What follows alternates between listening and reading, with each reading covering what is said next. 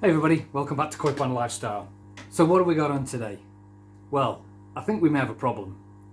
For the last week or so, I've been keeping an eye on this fish and this spot on its back. So, not really sure what it is. Could it be a bit of carp pox? Wasn't really sure. But I think it's about time to pull the fish out and have a little bit of a look. The reason I've started here in the man cave is because we may have another problem as well. Because in the last 2 or 3 days, I've been seeing some fish flashing, which is where the fish head for a surface and rub their sides up against it. It's called flashing. That usually indicates that the fish has an issue that it's trying to get rid of. Something's irritating it. Now, there's a number of reasons why the fish is doing that. It could be your water parameters. So there could be high ammonia levels, there could be high nitrate levels, and basically it's irritating the fish. Or it could be a parasite problem, where there is a parasite in there that is annoying the fish and the fish is trying to rub it off. Now the thing is, we're in spring, so we could potentially have a problem here, because parasites are waking up as well as the fish. So we're going to get this fish out and have a quick look and see if there's a problem with that fish. So anyway, I've been watching the fish flash around for a little while, and also for the last 2 days my little shirogoi, Sid, has been spitting his food back out. So you kind of throw a bit of food in, all the fish come up, chomp chomp chomp, he comes, takes some food in, spits it back out again, comes back around, takes it in, spits it back out again. And that's another indication that there's a potential problem in the pond. Now that is usually things like fluke or gill fluke or skin fluke. But anyway, the reason I'm in here is I'm just setting things up, uncovering the microscope. Fantastic bits of kit these are, that we'll be using, I'm sure, later on. Now again, like I said, I don't like taking these fish out, but I'm going to have a quick look, and I have a funny feeling today we're going to be taking one of the fish out and have a look at that spot definitely, and maybe do a scrape while we're there, because I think there might be a bit of a problem. So let's crack on, enjoy the video, sit back, enjoy. Welcome back to Koi Pond Lifestyle.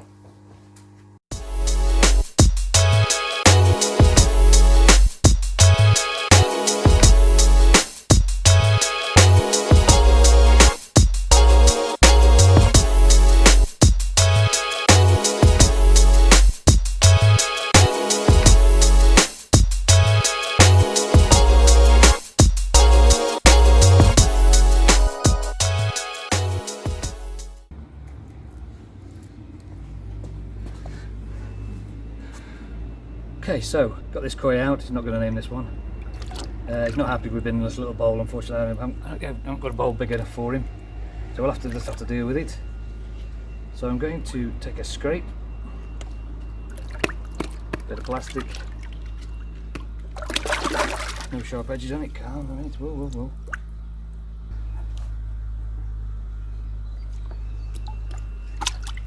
Lovely, that's a good one. Simple as that. Now I'm just going to have a quick look at this thing on his back.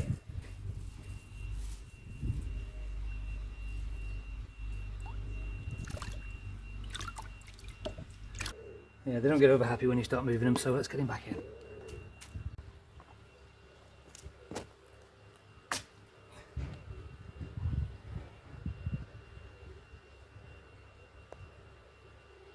There you go. There you go.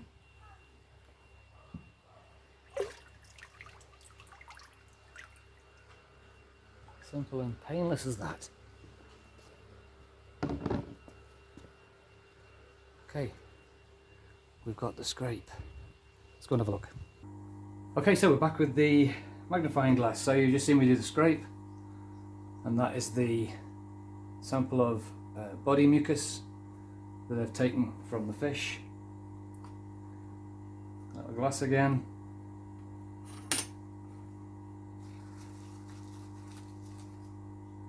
And put the mucus onto the glass. This is quite a good scrape actually. I've got quite a bit of mucus off this one. There we go. I remember the first time I did a scrape, I was pooing my pants. Oh, the fish! Once you've done a couple, it's dead easy. As you just know, you know your fish. You know how to handle your fish. You know when they're going to run for it, and you just know. So now on the dish, on the slide. So let's go back to the smallest, and let's see what we're looking at.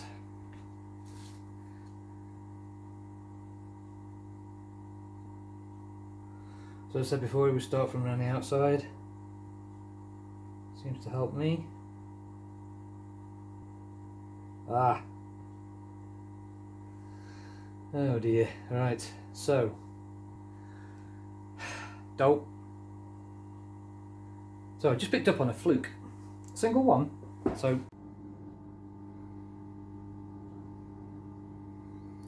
there you have the little bleeder. That is a fluke. Now I don't know if it's a gill fluke or a skin fluke. I think the gill flukes have the big hooks on them. But he is alive and well. And he's now no longer on my fish. So I'm going to have a look and see if I can see anything else. Right, there we go, there's a zoom up of him. And it looks like a gill fluke. It's got the barbs, as you can see the barbs attached to its backside. There we go, just there. So it looks like a gill fluke. I've only found one though. Have another look. There you go. There's 3 more. So it looks like I'm going to have to treat the pond for fluke. Right, so we found fluke in the pond. It's just something that happens into spring, and the fish and the parasites are starting to wake up. If your pond's got parasites, they've just been lying dormant, as your fish have been doing all winter if you're not heated. So yeah, we found fluke. When I've had other parasites, they usually flash against the bottom of the pond, against the bottom drain. But this time they've been going along the sides, just a little bit along the sides, as if they were just aiming for this area. And I thought, oh please, come on, give me a break, will you? Just for one season, just let me get through spring with no parasites or no issues. But so what am I going to do about it? Right, I've called my supplier. I've called Steve at Pencoy, and he's going to pop over to the shop and open up so I can grab some emergency treatment for fluke. So I'm going to pop over there, grab some fluke, and then we'll get this treated, and you can see how we do it. So let's get over to Steve. Okay folks, just got back from Pencoy, been sad down to see Steve, picked up a product called Fluke M. Steve believes I have gill fluke, not me personally. Yeah, but fish in my pond have got gill fluke. So Fluke M, or flubenzenol is its technical name, will treat skin and gill fluke at the same time. Now before you handle this, it's always good to get some surgical gloves on. That I just happen to have some lying around. Only for pond use, of course. No. I've measured out what I need for my pond. There's no point me telling you how much I measured for my pond, because your pond will have more water than mine or less than mine. So the volumes will be different, so you'll have to work it out off the back. But with this product as well, you're able to continue to run your pump, continue to run your air, and it shouldn't affect any beneficial bacteria, which is great. So you don't have to do anything, just put it in the pond and let it deal with the fish, which is good. First of all, you have to get some boiling water onto the product and mix.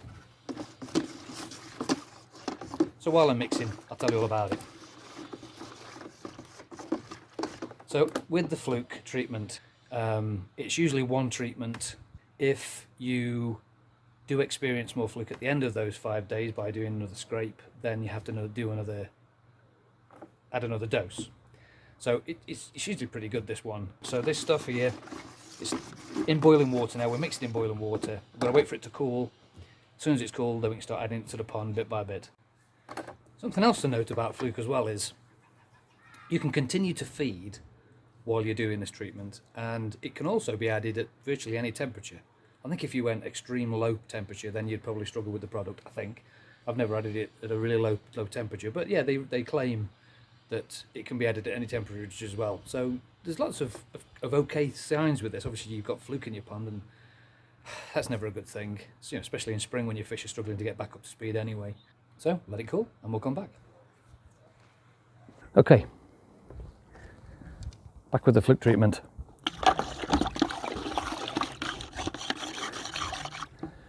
It's all cooled down now, so we're going to get it added to the pond. Just mixing it up off the bottom. Okay, let's get it in.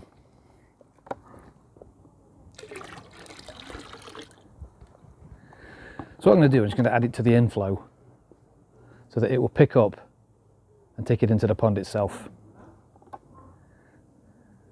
which it is doing.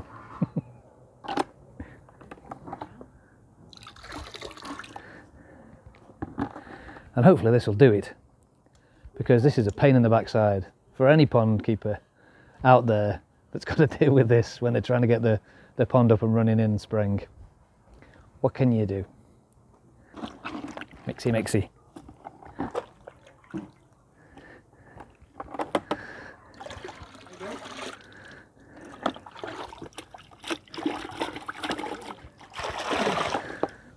Okay, it's in, treatment's in. I've got to try to get this stuff through the pond, into the filter system, and deal with the whole system. So it needs to go all the way through. In fact, I might even chuck my net in as well, because I've been faffing around with the fish, catching them earlier with this net. So I'm going to put the net in, just leave that there. And that can sit in with the treatment as well, so you're trying to treat those. Bucket's been treated because that's had the treatment in. Right folks, just while we're waiting, I just thought I'd run this past you. I did a water test yesterday, and I'm going to do the same thing today, and I want you to have a look at the results with me. It's a bit of a different one. It's a strange one, this one, because my nitrite came in the original kit and it's getting very low. So I decided to buy a new one off the internet.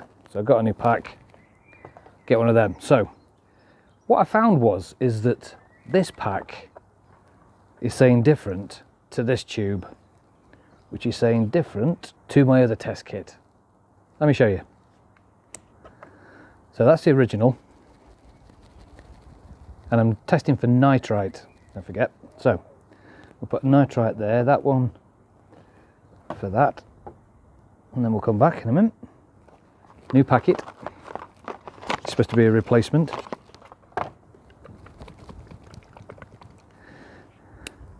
Exactly the same test. Okay, same test. So I'll put that with that. And then I'll do one from the other pack as well.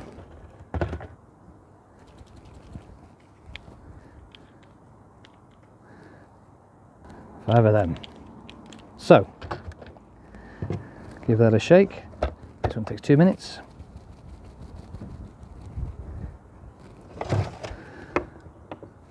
So let's have a look. There we go. So this test was with the old one, this test was with the new one, and this furthest test was with a completely different kit. Interesting, eh? So really what we have now is, that's telling me I have nitrite in the pond, that's telling me I have no nitrite in the pond, and that's telling me I have a hint of nitrite in the pond. So which one do I go off? But yeah, I thought it was an interesting one there. I got a brand new kit that tells me there's no nitrite. The older kit tells me it does, completely different kit tells me different than that. So that's an interesting one I thought I'd just share with you, because, you know, three different tests of the same thing are showing me 3 different results. You know what to do? Comment below.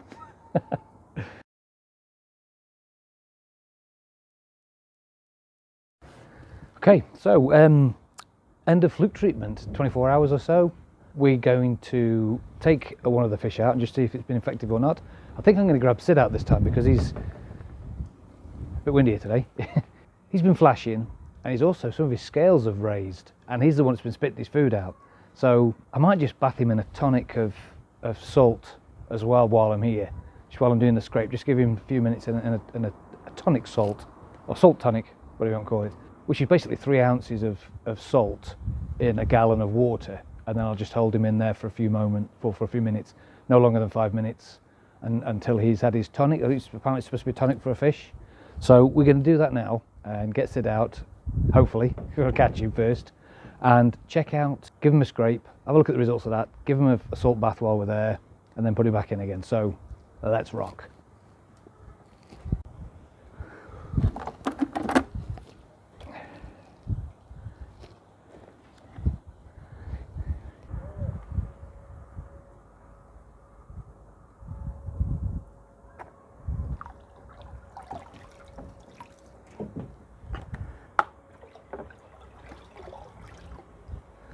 I'm going to do a quick scrape on Sid.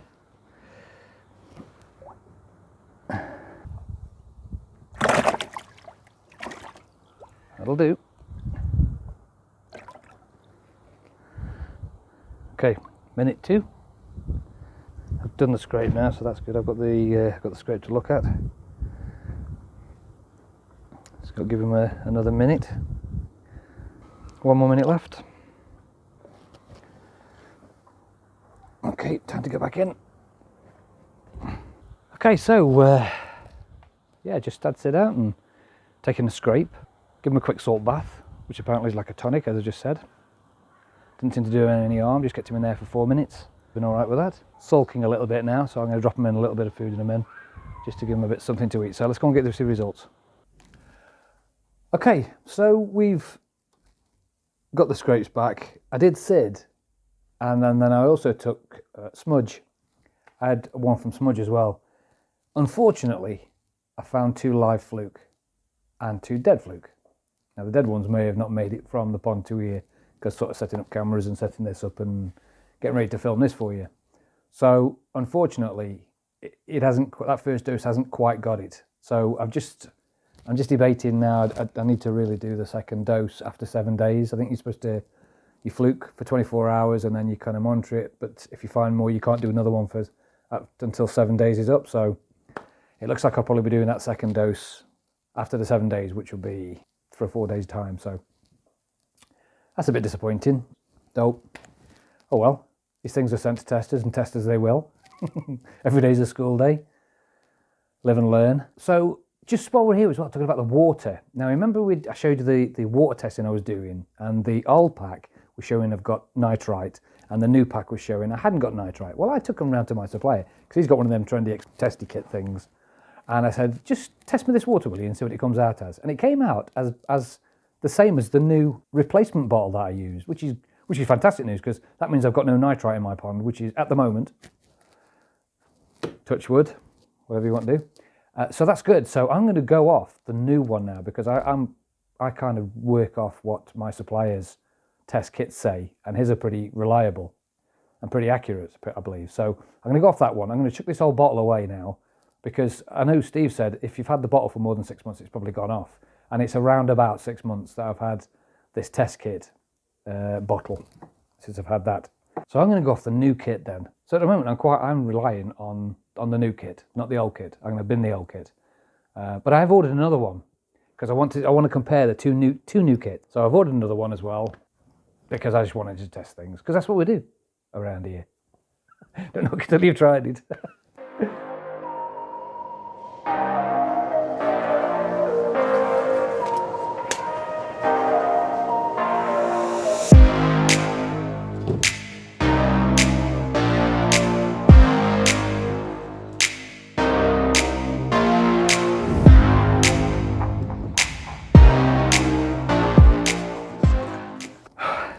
Okay folks, I hate it when you have to start faffing around putting stuff in the ponds, but anyway, I've mixed up, as you've seen this morning. We're on the second treatment now. It's 7 days since the last Fluke M went in to deal with my fluke parasite problem. It seems a lot easier than if you're dealing with things like trichodina. That's when you have to use the potassium permanganate.